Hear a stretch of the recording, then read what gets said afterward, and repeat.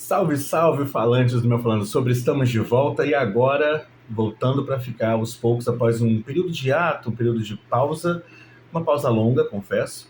Nós estamos voltando e a gente volta com o quê? Polêmica, meu povo. Roda a vinheta falando sobre Tá no Ar. E eu tô de volta.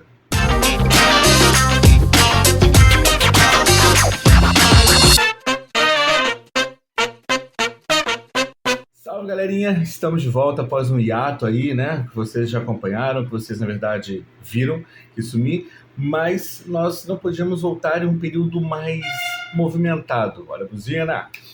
Gente, na última terça-feira, dia 19, seria votada a PL, uma alteração ao texto da PL 5.167 de 2009, que, para quem não sabe, né, foi um projeto de lei proposto pelo até então vereador Clodovil Hernandes, antes de seu falecimento, e que tinha em seu texto ali, né, a proposta de tornar, né, lei e possível o casamento entre pessoas do mesmo sexo.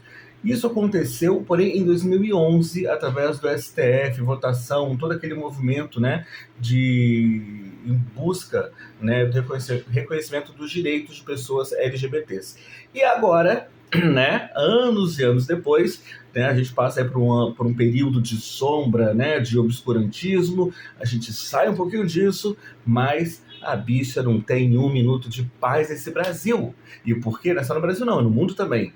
Porque o belo deputado, que não é belo porcaria nenhuma, o senhor Pastor Eurico, do PL, vem, né, em contramão a esses direitos adquiridos e propõe, né, uma alteração a esta PL que eu citei há pouco, de 2009, alterando, né, a PL e proibindo, né, visando proibir o casamento entre pessoas do mesmo sexo.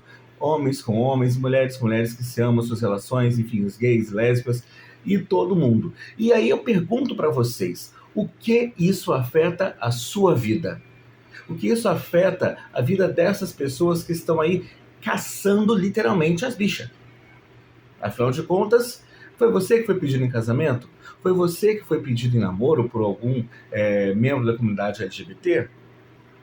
Estou até procurando aqui o pedido, porque, né, na verdade, alguns não, outros sim.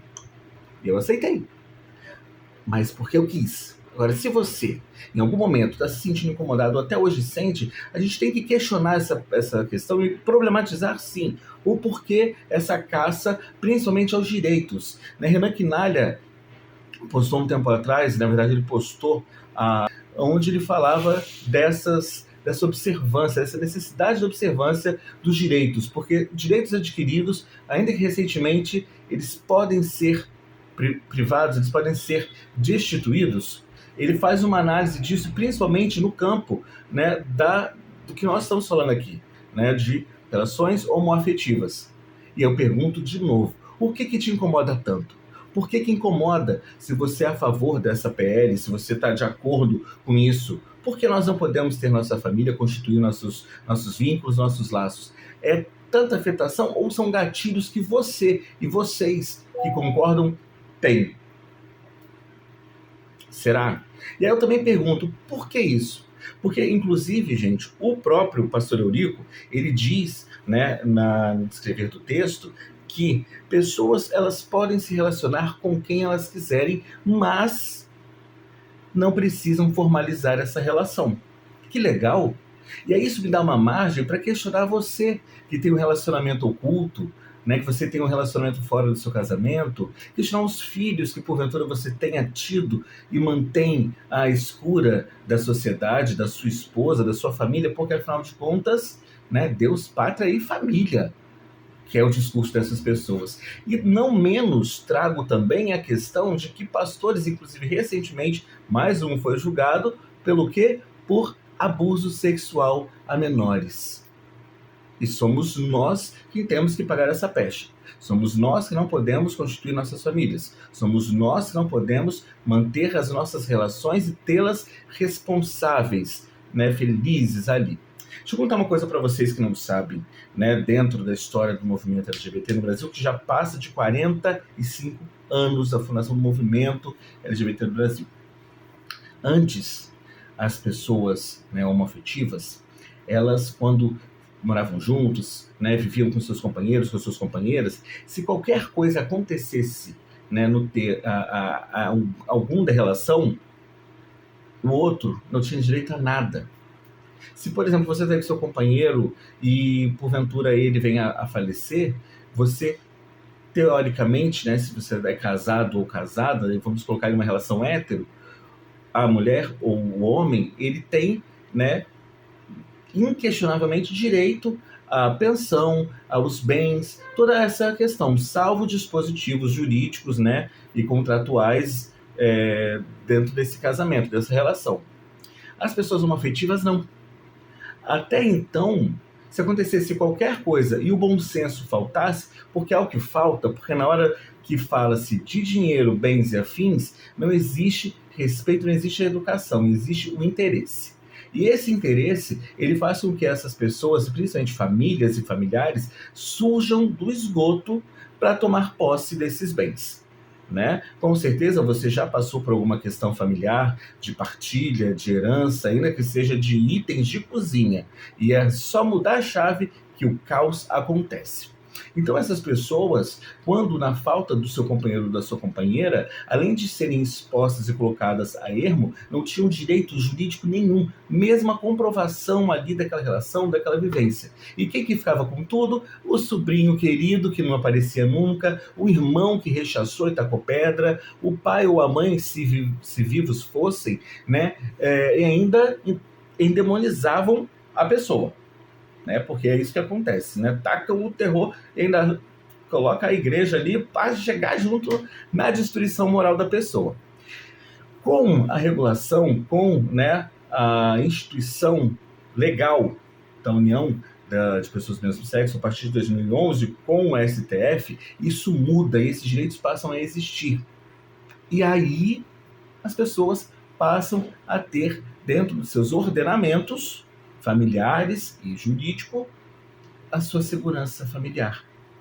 E aí eu questiono para vocês de novo, né? Porque esse texto que o pastor Eurico está utilizando é um texto que foi editado pelos ex-deputados Paes Lira, de São Paulo, e o capitão Assunção do Espírito Santo.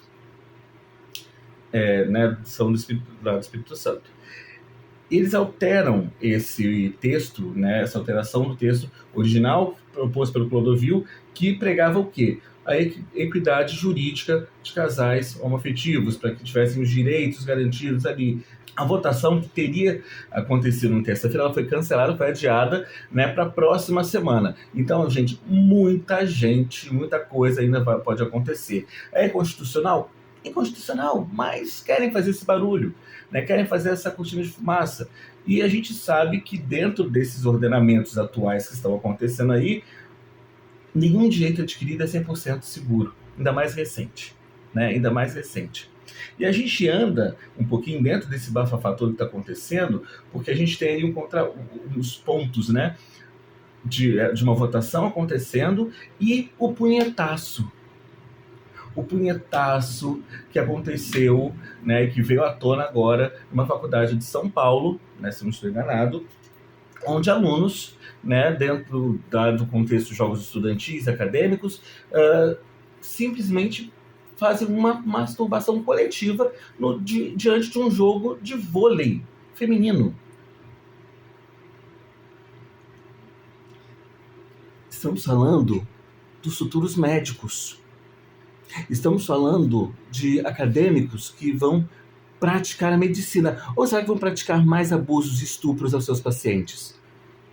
Se vocês não estão esquecidos, recentemente, entre o final do ano passado e começo do ano, tivemos aí o caso do médico, né, o anestesista, que dopava as suas pacientes e abusava delas. Ou então, de um outro fato também que aconteceu de acadêmicos de medicina, que hoje são ginecologistas, que baixaram suas calças e fizeram, no meio do jaleco, o símbolo representando uma genitália feminina. E o que isso tudo tem a ver com essa questão que a gente está colocando, né, da privação dos direitos LGBTs? Tudo. Porque estamos falando de uma padronização social normativa. Héteros, né, machões, podemos questionar também, porque são pessoas que se incomodam tanto, suas sexualidades devem ser bem frágeis. Mas a gente está falando de pessoas, padrões, em que para alguns estão tentando e tentam abafar ao máximo. Agora, para outros, criam cortinas de fumaça. Cortinas e mais cortinas e mais cortinas. E quem leva a pedrada é o viado na rua. É a travesti na esquina. É a sapatão com a sua namorada. Quem leva a lâmpada na cara é essa. E eu refuto o meu questionamento a vocês. E as relações ocultas, os filhos abandonados, as mães solo que só tem uma figura de um homem do lado, mas que não servem para porcaria nenhuma, os pais que amam as filhas e os filhos e postam nas redes sociais, mas não são capazes de fazer absolutamente nada por eles, nem pelas suas companheiras. Porque enquanto essas estão muitas vezes na lida do trabalho, eles estão na putaria do escárnio, do sexo desmedido. E aí se questionarmos, não é verdade? E além da questão do punhetaço, né, desse desrespeito que acontece, nós temos também ainda recentemente, no começo da semana, essa semana, falando para vocês, foi maravilhosa de coisas, né, gente? O prefeito de Barra do Piraí, no sul do estado, que propôs, né, o prefeito Mário Esteves, ele propôs simplesmente a castração de mulheres para que haja uma diminuição na taxa de natalidade na cidade em que ele coordena, né, que ele ministra ali. E aí eu pergunto para vocês, a objetificação da mulher, a objetificação dos corpos, a privação dos direitos, isso está tudo interligado. Poderia fazer uma crítica trazendo Geertz para vocês, um grande antropólogo, né, que fala sobre a identificação das culturas e principalmente sobre um artigo em específico sobre a rinha de galo, sobre a identificação dos sujeitos com os fatos e as ações. E eu digo para vocês que todas essas ações, todos esses comportamentos estão sim atrelados a uma questão de identidade básica. Homens, brancos, héteros até que se prove ao contrário, ou que se desnudem, né, as redes e as vivências ocultas. Uma identificação aonde não há a polêmica, há a blindagem, há a identificação do meio e das ações para que consigam agir, né, de modo inquestionável, afinal de contas são homens, são rapazes, a infantilização de adultos que agem como crianças, moleques, e muitos passam a mão na cabeça.